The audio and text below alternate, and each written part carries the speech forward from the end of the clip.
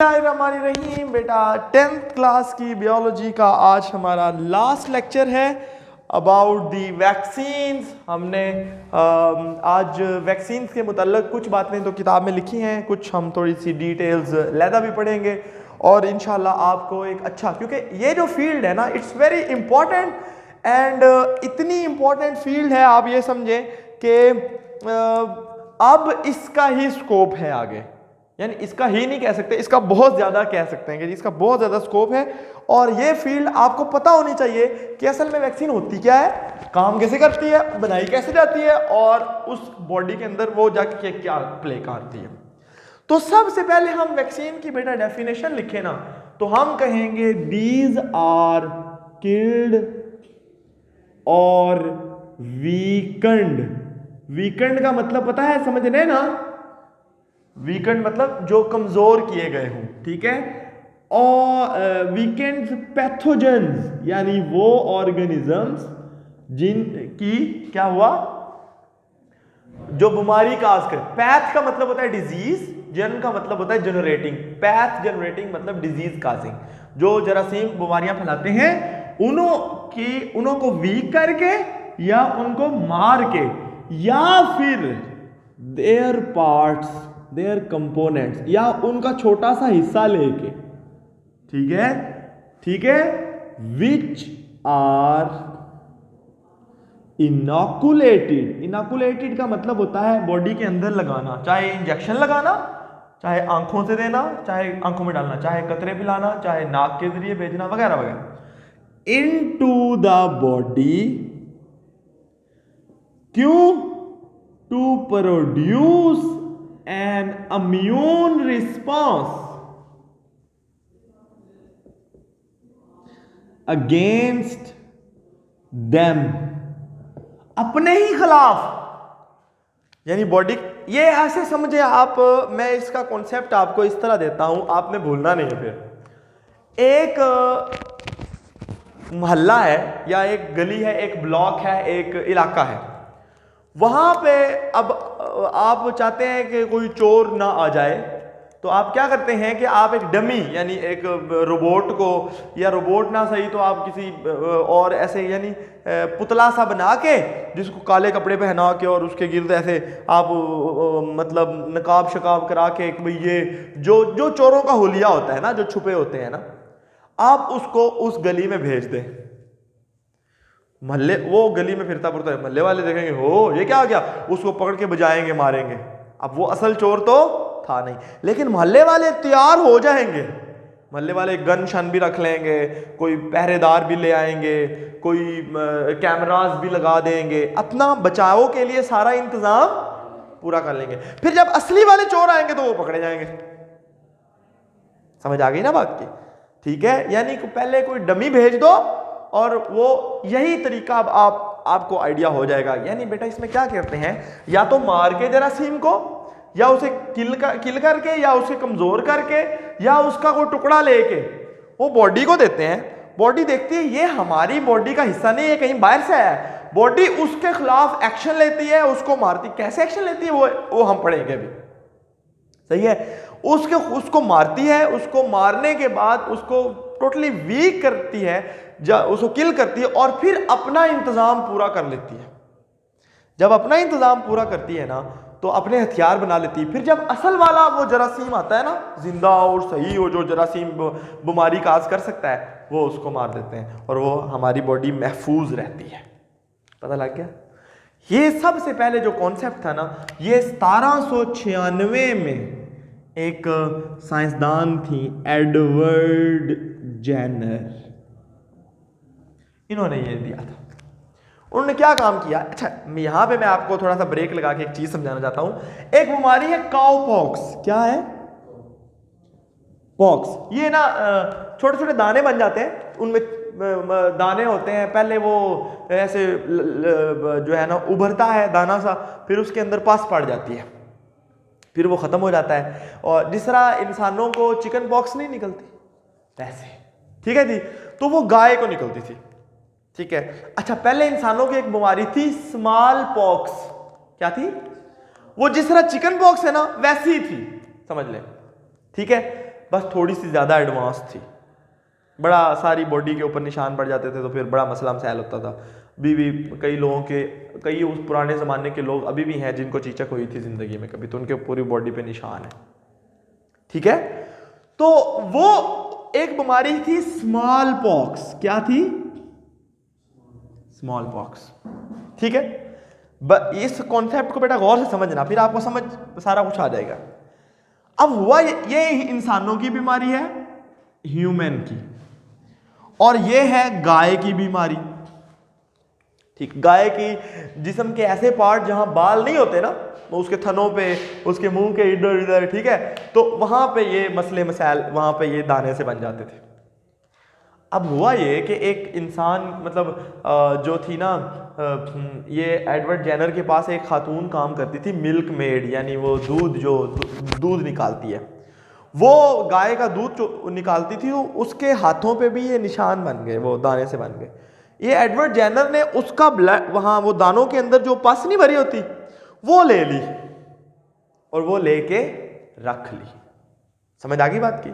यानी cow pox जो थी, उसका जो फ्लूइड था वो लिया, या पस जो थी ना वो ली, पस मतलब रेशा, वो लेके उन्होंने एक इंसान को लगा दी, यानी एक बच्चे को लगा दी, ह्यूमन बच्चा, जेम्स फिफ्थ नाम का, उसको लगा दी। ठीक है, कि उसे ये होती है कि नहीं, उसे नहीं हुई, लेकिन वो जरासीम उसकी बॉडी में चले गए। ठीक है, किड जब उसको स्मॉल पॉक्स वाला वायरस लगाया, ये वाला वायरस तो इंसानों में बीमारी काज करता है ना, चीचक, ये क्या करता है? चीचक एक बीमारी है। ठीक है, ये वायरस लगाया, उसे बीमारी होनी चाहिए थी कि नहीं होनी चाहिए थी, लेकिन उसे नहीं हुई। इसका मतलब ये, यानी वो क्या हुआ? सेफ हो गया।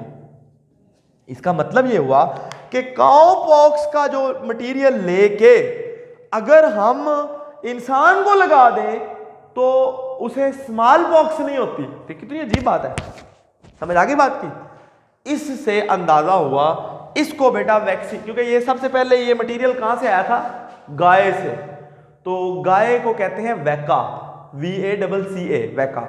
तो वहां से फिर ये निकला वैक्सीन। ठीक हो गया? क्लियर हो गया जी? अच्छा, अब ये वाला, ये इसकी हिस्ट्री है कि ये ऐसे कॉन्सेप्ट आया था। ठीक है, समझ आ गई ना? अब मैं आपको बताता हूं कि ये जो कॉन्सेप्ट ऐसे आया था, अब ये वैक्सीन जो है वो काम कैसे करती है? क्या करती है? काम कैसे करती है?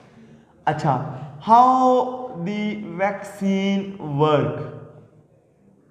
वैक्सीन बेटा काम ऐसे करती हैं, सबसे पहले याद रखिएगा, जब हम वैक्सीन लगाते हैं, ये एक वैक्सीन मैंने ली, ये मैंने बंदे को लगा दी, इंसान को, वो उसके ब्लड में गई। जब वो उसके ब्लड में जाती है ना, तो आगे पता है क्या होता है?